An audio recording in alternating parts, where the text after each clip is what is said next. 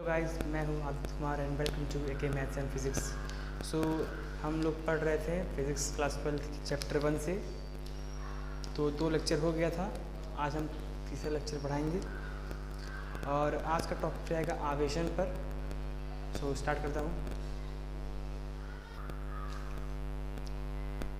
सो topic है आज का आवेशन। तो जैसा कि नाम से स्पष्ट हो रहा है, आवेशन मतलब कि वस्तुओं को आवेशित करने की प्रक्रिया। वस्तुओं को आवेशित करने की प्रक्रिया को क्या कहते हैं? आवेशन। सो लिखता हूँ मैं इसको। सो डेफिनेशन बहुत इजी है और इसका वर्गीकरण देख लीजिए। आवेशन को 2 भागों में बांटा गया है। आवेशन को 2 भागों में बांटा गया है। पहला कौन कौन सा है? देखिए, आवेशन। ठीक, जो आवेशन है उसको 2 भागों में बांटा गया है। कौन कौन से? देख लीजिए। पहला संपर्क द्वारा आवेशन। ठीक, और दूसरा जो है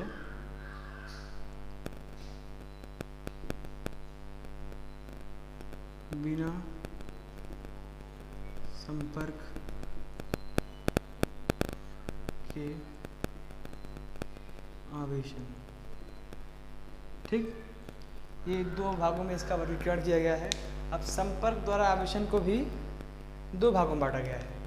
कौन कौन से? देख लीजिए कौन कौन से। इसको बांटा गया 2 भागों में। पहला कौन सा है? पहला है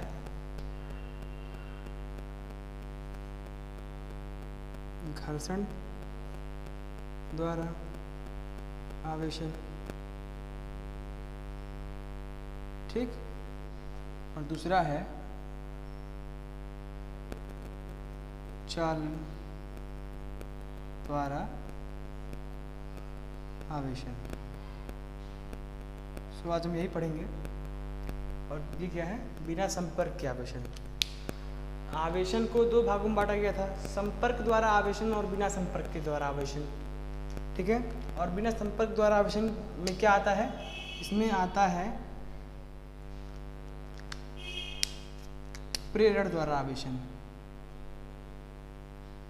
प्रेरण द्वारा आवेशन। सो ये सब हम पढ़ेंगे। आज का पॉइंट यही है आवेशन के बारे में। ठीक, सो अगर आपका ये क्लियर हो गया तो मैं आगे बढ़ता हूँ। फिर से इसको बता देता हूँ। आवेशन क्या होता है? वस्तुओं को आवेशित करने की प्रक्रिया को आवेशन कहते हैं। वस्तुओं को आवेशित करने की प्रक्रिया को मतलब उसमें चाहे उसको धनावेशित या ऋणावेशित, उस पर धनावेश आए या ऋणावेश आए, हमको दोनों में से कोई लाना है और उसको आवेशित करना है। ठीक, हमको उसको आवेशित करना है, चाहे धनावेश लाए चाहे ऋणावेश लाए। ठीक, और आवेशन का वर्गीकरण 2 भागों में किया गया है। कौन कौन सा? संपर्क द्वारा आवेशन और बिना संपर्क के द्वारा आवेशन। तो संपर्क द्वारा आवेशन में 2 विधियां हैं। संपर्क द्वारा आवेशन में 2 विधियां हैं। पहला क्या है? घर्षण द्वारा आवेशन। दूसरा क्या है? चालन द्वारा आवेशन। और बिना संपर्क के द्वारा आवेशन में सिर्फ आता है प्रेरण द्वारा आवेशन, घर्षण द्वारा आवेशन। तो घर्षण द्वारा आवेशन में क्या होता है कि जब 2 वस्तुओं को आपस में रगड़ा जाता है, 2 वस्तुओं को आपस में रगड़ा जाता है, तो उससे होता क्या है कि जो इलेक्ट्रॉन है एक वस्तु से निकलकर दूसरे वस्तु में चले जाते हैं। इलेक्ट्रॉन एक वस्तु से निकलकर दूसरे वस्तु में चले जाते हैं, जिससे कि एक वस्तु जिससे निकलते हैं वो धनावेशित और जिसमें जाते हैं इलेक्ट्रॉन वो ऋणावेशित हो जाते हैं। सो जैसा कि मैंने बताया कि घर्षण द्वारा आवेशन में 2 वस्तुओं को रगड़कर एक वस्तु को धनावेशित और एक वस्तु को ऋणावेशित किया जाता है। और कैसे ये होता है, ये कार्य कैसे करता है, जैसे कि मान लीजिए एक वस्तु ये है और एक वस्तु ये है, ठीक। जब इन्हें आप आपस में रगड़ेंगे, ठीक, रगड़ने पर, ठीक, जब इन्हें आप आपस में रगड़ेंगे तो होता क्या है कि जब ये आपस में संपर्क करते हैं, रगड़ते हैं, तो उससे एक ऊर्जा उत्पन्न होती है, ठीक है, ऊर्जा निकलती है। तो जैसा कि आप अगर जानते होंगे कि जो इलेक्ट्रॉन है अपने कक्षकों में, मान लीजिए ये एक एटम है, एटम है, उसका न्यूक्लियस है, या न्यूक्लियस में कौन कौन होते हैं, एक न्यूट्रॉन होते हैं और एक प्रोटॉन होते हैं, और उसके बाहर के ऑर्बिटल्स में, बाहर के कक्षक में इलेक्ट्रॉन जो होते हैं वो गति करते हैं, ठीक। तो अगर उनको इलेक्ट्रॉनों को कहीं से ऊर्जा मिलती है तो वो अपना कक्षा बदल कर उच्च ऊर्जा स्तर, मतलब उच्च ऊर्जा स्तर वाले कक्षकों, मतलब अगर इस इलेक्ट्रॉन को ऊर्जा मिलती है, इस वाले इलेक्ट्रॉन को ऊर्जा मिलती है, तो उस ऊर्जा के आधार पर ये इलेक्ट्रॉन अपनी कक्षा बदलता है। तो मान लीजिए इसको ऊर्जा मिला, तो ये इसको थोड़ा ऊर्जा मिला, ये इस वाले कक्षा में आ गया, ठीक, ऊर्जा लेकर के इस वाले कक्षा में आ गया। अब इस इलेक्ट्रॉन को मान लीजिए ऊर्जा मिला, इसके बाहर कोई कक्षा है ही नहीं, इस इलेक्ट्रॉन को इतना ऊर्जा मिला, इस इलेक्ट्रॉन को इतना ऊर्जा मिला कि वो अपने एटम में से निकलकर इस वाले वस्तु पर चला आया, अपने एटम से निकलकर इस वाले वस्तु पर चला आया, ठीक। तो इस वाले, जिस मान लीजिए इससे निकला है, इस वाले वस्तु से निकल करके इस पे आ गया, अगर इस वाले वस्तु से निकल करके इस पे आ गया, तो जिससे निकला है उस पर धनावेश और जिस पे आया है उसमें ऋणावेश आ जाएगा। अब जितना इलेक्ट्रॉन निकलेगा उस पे उतना धनावेश, और जितना इलेक्ट्रॉन जो लिया होगा उतना ऋणावेश। मान लीजिए यहाँ से 4 इलेक्ट्रॉन निकलता है, मान लीजिए इस वाले वस्तु से 4 इलेक्ट्रॉन निकलता है, 4 इलेक्ट्रॉन निकलेगा तो इस पर 4 धनावेश आएगा, और ये 4 इलेक्ट्रॉन अगर लेता है उसमें 4 ऋणावेश आएगा, ठीक। तो कहने का मतलब ये है कि वस्तु को जब आपस में रगड़ते हैं तो रगड़ने पर इतनी ऊर्जा निकलती है कि किसी एक वस्तु से जो इलेक्ट्रॉन है निकल कर दूसरे वस्तु पे चले जाते हैं। तो जिस वस्तु से इलेक्ट्रॉन निकलते हैं वो धनावेशित, और जिसमें से इसमें इलेक्ट्रॉन जाते हैं वो ऋणावेशित, और जितने इलेक्ट्रॉन जाते हैं, जितने इलेक्ट्रॉन निकलते हैं उतना धनावेश, और जितने इलेक्ट्रॉन जाते हैं उतना ऋणावेश आता है। फिर से समझिए इसको, जैसे कि ये वस्तु है, इनको आपस में रगड़ा गया, इनको आपस में रगड़ा गया, तो रगड़ने से हुआ क्या कि इस वाले वस्तु से इलेक्ट्रॉन, मान लीजिए 4 इलेक्ट्रॉन निकल कर इसमें आ गए, तो 4 इलेक्ट्रॉन निकले, यहाँ से 4 इलेक्ट्रॉन निकले तो इस पर 4 धनावेश आएगा, जो देता है उस पर धनावेश आता है, ठीक, जो देता है उस पर धनावेश आता है। और इसने 4 इलेक्ट्रॉन लिया, ग्रहण किया, 4 इलेक्ट्रॉन ग्रहण किया, तो जो ग्रहण करता है उस पर ऋणावेश आता है। 4 इलेक्ट्रॉन ग्रहण किया तो -4 का ऋणावेश आया, ठीक। तो घर्षण द्वारा आवेशन में यही था कि वस्तु को रगड़ कर उन्हें आवेशित किया जाता है, ठीक। अगला पॉइंट पढ़ते हैं, चालन द्वारा आवेशन। इसमें होता ये है कि एक आवेशित वस्तु, मान लीजिए ये आवेशित वस्तु है, मान लीजिए इस पर धनावेश है, ठीक है, इस पे धनावेश है, उसको एक अनावेशित वस्तु, इसको एक अनावेशित वस्तु के साथ संपर्क में लाया जाता है, मतलब इसके अपने पास लाया जाता है, या फिर इसको टच कराते हैं, या इसको चालक तार से जोड़ देते हैं। चालक तार जिसमें इलेक्ट्रॉनों का स्थानांतरण हो जाए, ठीक है, उसे चालक तार कहते हैं।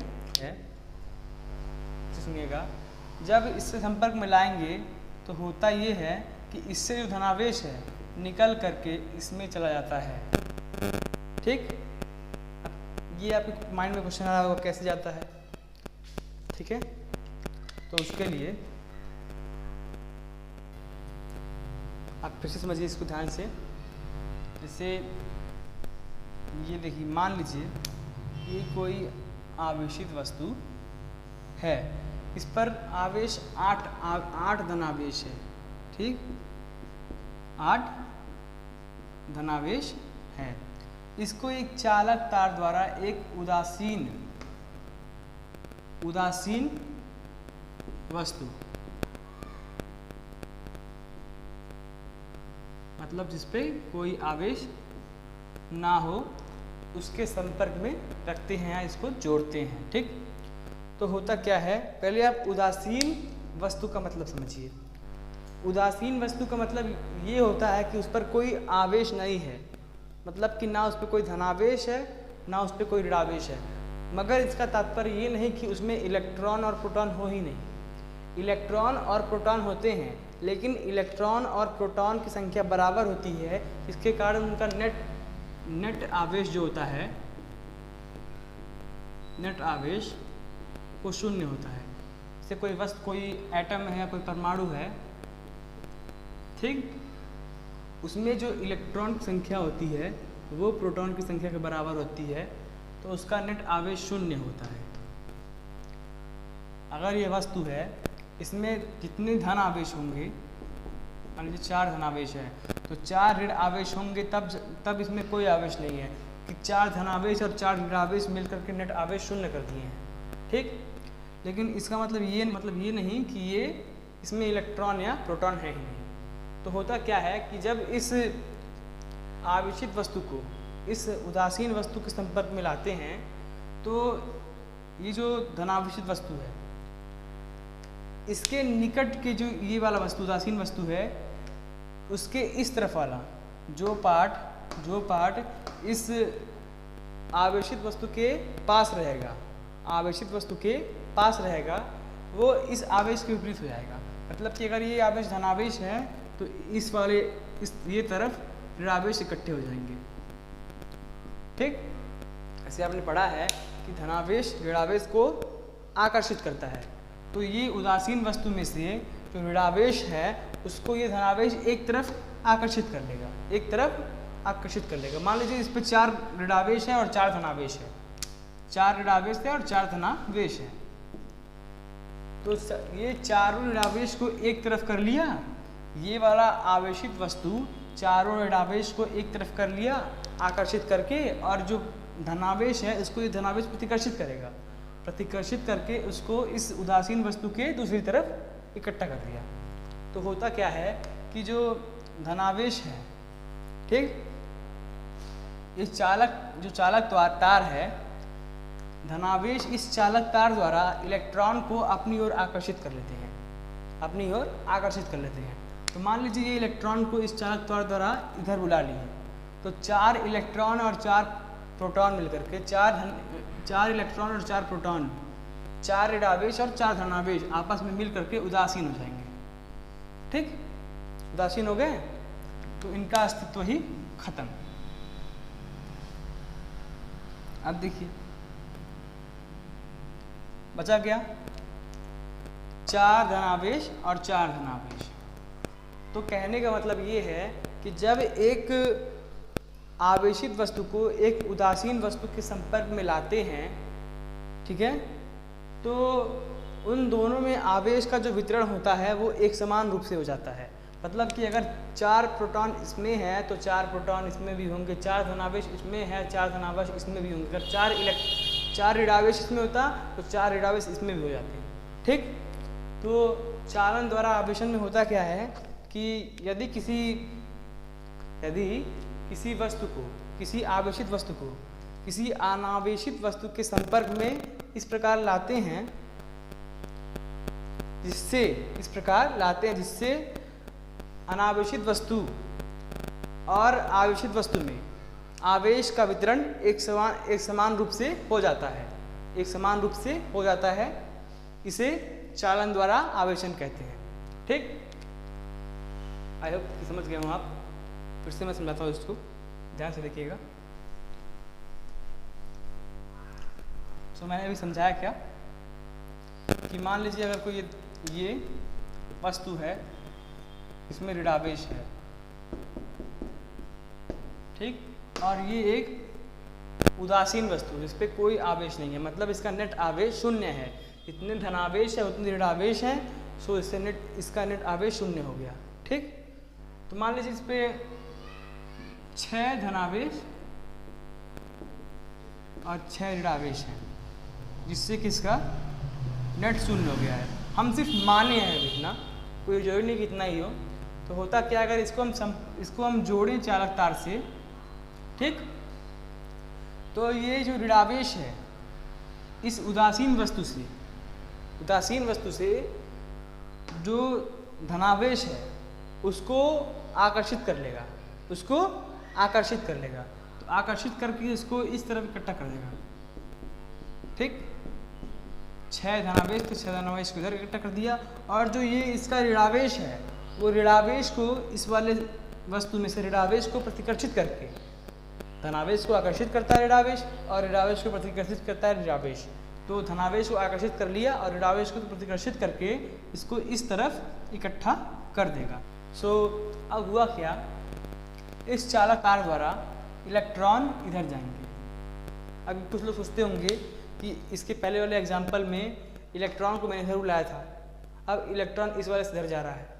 सो आप जानते हैं कि जो धनावेश है वो स्थिर रहता है, धनावेश या प्रोटॉन कहीं जाता नहीं है। जो गति करते हैं वो इलेक्ट्रॉन करते हैं। सो यहाँ से ऋणावेश है, मतलब इलेक्ट्रॉन है, यहाँ से गति करके चालक तार द्वारा गति करते हुए इस उदासीन वस्तु के धनावेशों की तरफ जाएगा। धनावेशों की तरफ जाएगा मतलब ये इलेक्ट्रॉन इधर जाएगा, ये इलेक्ट्रॉन इधर जाएगा, ये इलेक्ट्रॉन इधर जाएगा, ये इधर जाएगा, ये इधर जाएगा, ठीक, इधर जाएगा, ठीक। तो हुआ क्या, ये ऋणावेश इस धनावेश से मिल गया, ये ऋणावेश इससे मिल गया, ये ऋणावेश इससे मिल गया, ये ऋणावेश इससे मिल गया, ये ऋणावेश इससे मिल गया, ये ऋणावेश इससे मिल गया। तो जो ऋणावेश है धनावेश से मिल करके उदासीन हो गया, ठीक। तो उनका काम ही खत्म हो गया, ये मिल करके काम खत्म हो गया।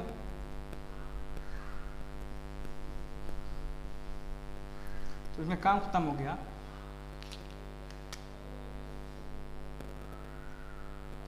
मिल खत्म कर दिए। तो अब देखिए जितने ऋणावेश इधर थे उतने ही ऋणावेश इधर भी हो गए। अब ये ऋणावेश जो 6 थे एक समान रूप से वितरित हो जाएंगे, ऐसे 1 2 3 4 5 6 ऐसे इधर एक समान रूप से बट जाएंगे, 2 3 4 5 6, ठीक है। सो चालन द्वारा आवेशन में क्या मैंने बताया, कि मैंने अभी बताया कि एक आवेशित वस्तु को एक अनावेशित वस्तु के संपर्क में इस प्रकार लाते हैं, मतलब कि आवेशित वस्तु को अनावेशित या उदासीन वस्तु के पास इस प्रकार लाते हैं या चालक तार द्वारा जोड़ देते हैं, जिससे होता क्या है कि आवेशित वस्तु द्वारा जो वस्तु आवेशित थी, इस पर धनावेश या ऋणावेश था, उसके द्वारा आवेश का स्थानांतरण, उस वस्तु के द्वारा आवेश का स्थानांतरण, मतलब आवेश एक वस्तु से दूसरे वस्तु पर जा रही थी, मतलब आवेश जो है आवेशित वस्तु से उदासीन वस्तु या अनावेशित वस्तु की तरफ जा रही थी। तो आवेशित वस्तु द्वारा आवेश का स्थानांतरण अनावेशित वस्तु में तब तक होता है, तब तक उस आवेश का स्थानांतरण होता है, तब तक इस वाले आवेशित वस्तु से आवेश इस उदासीन वस्तु में जाता है, जब तक दोनों वस्तुओं में आवेश का समान रूप से वितरित न हो जाए। जब तक दोनों वस्तुओं में आवेश एक समान रूप से वितरित ना हो जाए, तब तक दोनों में आवेश एक समान ना हो जाए। अगला पॉइंट में क्या था कि बिना संपर्क के आवेशन, बिना, इसमें क्या था है प्रेरण द्वारा आवेशन।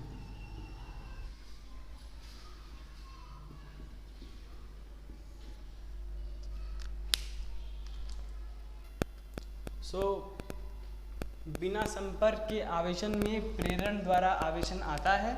उसमें काम क्या होता है कि जो अभी तक हमने दो पढ़ा था, घर्षण द्वारा और चालन द्वारा आवेशन, उसमें जो वस्तुएं थी उनको आपस में संपर्क में लाना पड़ रहा था, टच करना पड़ रहा था, लेकिन यहाँ पे टच नहीं होगा। ठीक, कहने का मतलब क्या है, इसमें होता क्या है, एक उदासीन वस्तु को एक उदासीन वस्तु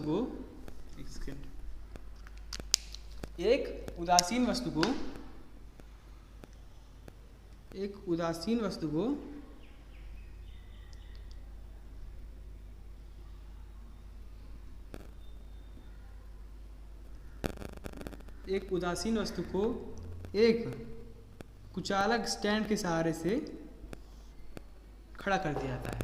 ठीक, एक उदासीन वस्तु को, ये उदासीन वस्तु है,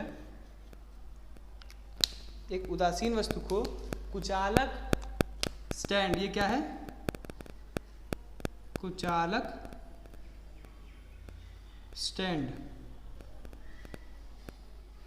स्टैंड के सहारे यहाँ खड़ा कर दिया था जमीन पर। ठीक, फिर क्या होता है, ये क्या है, उदासीन वस्तु या उदासीन गोला। ठीक, अब देखिए, अब करते क्या हैं, एक आवेशित वस्तु को मान लीजिए इस पे धनावेश है, इस आवेशित वस्तु को इसके पास इस प्रकार लाते हैं।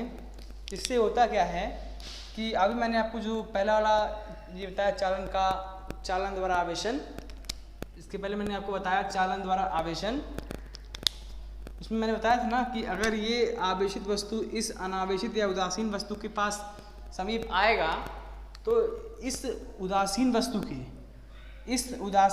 के पास वाले जो इस उदासीन वस्तु के निकट वह भाग जो इस आवेशित वस्तु के पास में है, मतलब इस आवेशित वस्तु के पास वाला भाग, ये वाला भाग, इस आवेशित वस्तु पे जो आवेश है उसके विपरीत हो जाएगा। मतलब कि अगर ये धनावेश है तो ये इस गोले से ऋणावेश को आकर्षित करके इस तरफ इकट्ठा कर लेगा, लेकिन ध्यान दीजिए यहाँ पे कोई चालक तार नहीं है जिससे इलेक्ट्रॉन इस आवेशित वस्तु पे आ जाए। सो बस इस किनारे पर इकट्ठा हो जाएगा। ठीक, इस किनारे पर इकट्ठा हो जाएगा।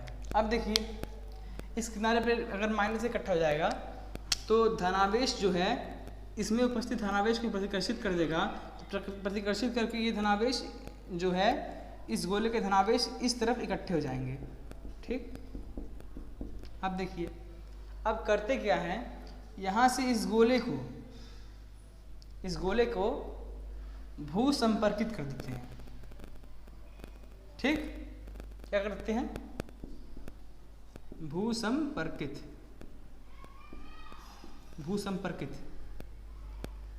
अब इसमें होता क्या है, भू संपर्कित करने से क्या होता है कि इसको जो है एक चालक तार, ये क्या है, चालक तार, ये जो मैंने वायर लगाया है चालक तार है। ठीक, ये चालक तार है, इस चालक तार द्वारा हम इसको धरती से जोड़ देते हैं, पृथ्वी से जोड़ देते हैं। अब होता क्या है, पृथ्वी से इलेक्ट्रॉन जो है आते हैं, आते हैं और इस चालक तार द्वारा होते हुए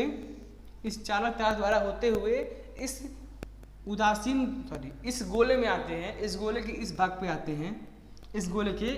पे आते हैं, और इलेक्ट्रॉन इन धनावेशों से मिलकर इन्हें उदासीन कर देते हैं। जैसे एक इलेक्ट्रॉन आया तो एक धनावेश से मिला, इसको नष्ट कर दिया, उदासीन कर दिया। एक इलेक्ट्रॉन आया, इसको नष्ट कर दिया। एक इलेक्ट्रॉन आया, इसको नष्ट कर दिया। एक इलेक्ट्रॉन आया, इसको नष्ट कर दिया। सबको नष्ट कर दिया धनावेश। ठीक, अब क्या करते हैं, ये पहला पॉइंट था। अब फिर करते क्या है, ठीक, अब करते ये हैं कि इस चालक तार को, भूसंपर्कित तार को अलग कर देते हैं। क्या करते हैं, अलग कर देते हैं। अलग करने से होता क्या है, अब इसको आप अलग कर देंगे, इससे अलग कर देंगे तो इस तरफ ऋणावेश इकट्ठा था,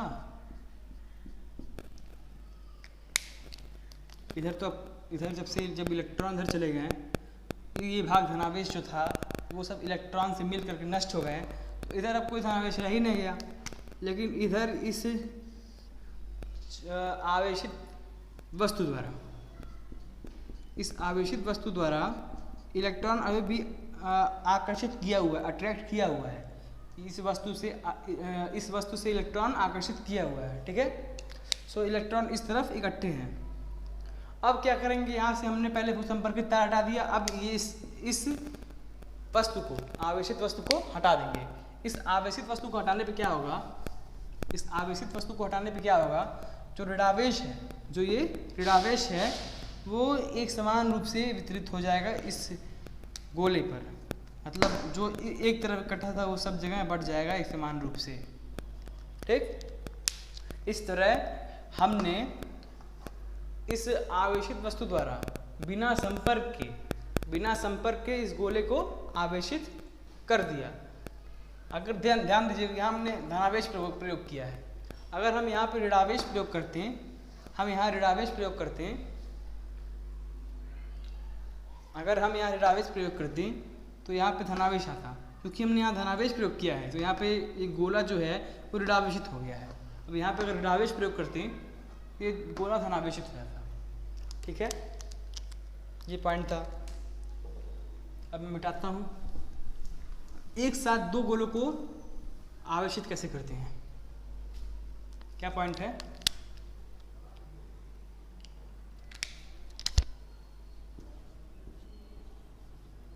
एक साथ दो गोलों को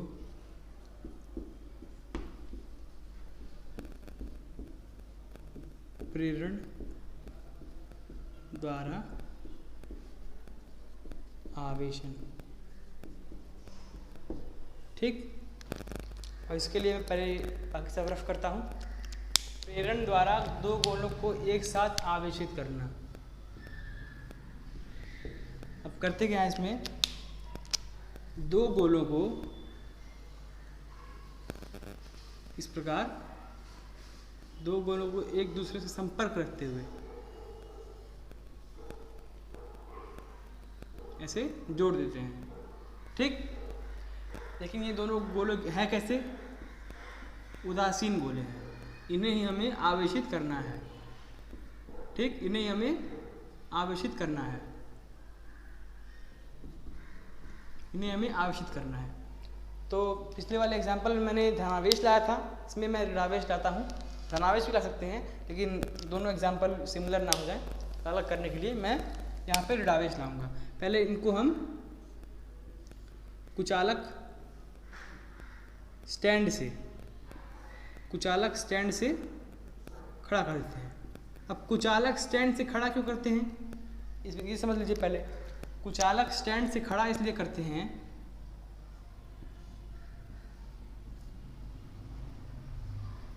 कुचालक स्टैंड से खड़ा क्यों करते हैं, कुचालक स्टैंड से खड़ा इसलिए करते हैं। दो एग्जाम मैंने इसके पहले भी एग्जाम बताया था, इसमें भी कुचालक स्टैंड से खड़ा किया था।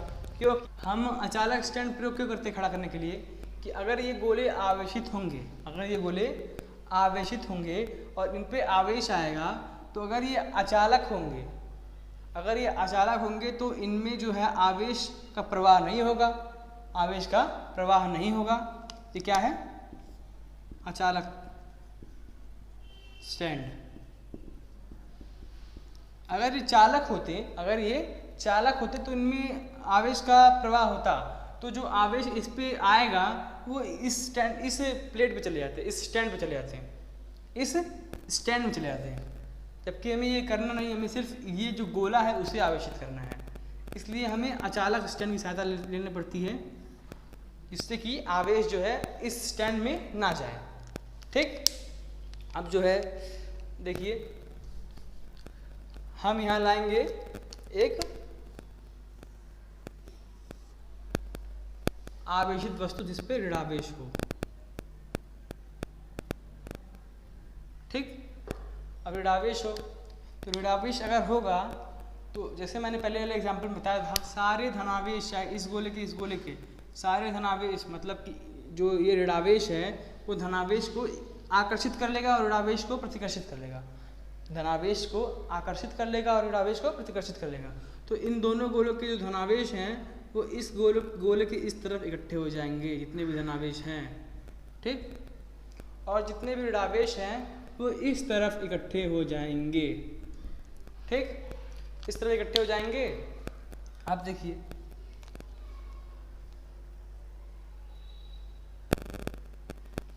अब क्या करते हैं, अब जो है, अब हम क्या करेंगे, इस वाले गोलों को अलग कर देंगे, दोनों गोलों को अलग कर देंगे। अलग करने से क्या होगा, देखिए,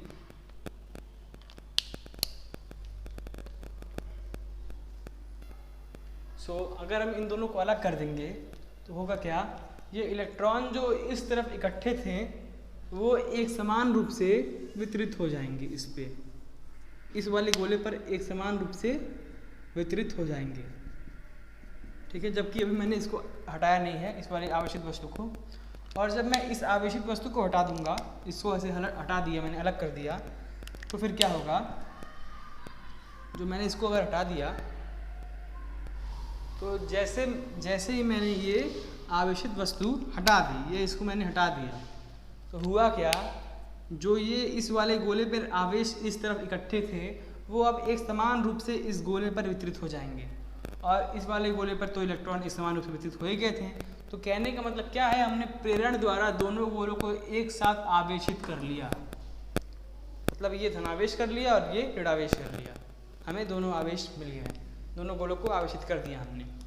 हमें यही करना था। जो हमने आज 2 पॉइंट पढ़े, मतलब 3 पॉइंट हमने पढ़े, हमने जो आज 3 पॉइंट पढ़े, घर्षण द्वारा आवेशन, चालन द्वारा आवेशन और प्रेरण द्वारा आवेशन, ये तीनों में सबसे ज़्यादा इम्पोर्टेंट यही प्रेरण द्वारा आवेशन होता है, जो कि एग्जाम में आने की संभावना भी होती है। अब आने वाले लेक्चर में मैं पढ़ाऊँगा कूलाम का नियम, जो कि बहुत इम्पोर्टेंट होगा। वीडियो अगर पसंद आएगा तो प्लीज़ लाइक कीजिएगा, सब्सक्राइब कीजिएगा और शेयर कीजिएगा। और नीचे टेलीग्राम ग्रुप का लिंक डिस्क्रिप्शन बॉक्स में मैंने दे रखा है, आप चाहें तो उसमें ऐड हो सकते हैं। और उसमें मेरे नए अपडेट्स होते हैं कि मैं कौन सा लेक्चर कब लाऊंगा, और कुछ क्वेश्चंस भी भेजता रहता हूँ, तो आप देखते रहिएगा। मिलते हैं अगले लेक्चर में।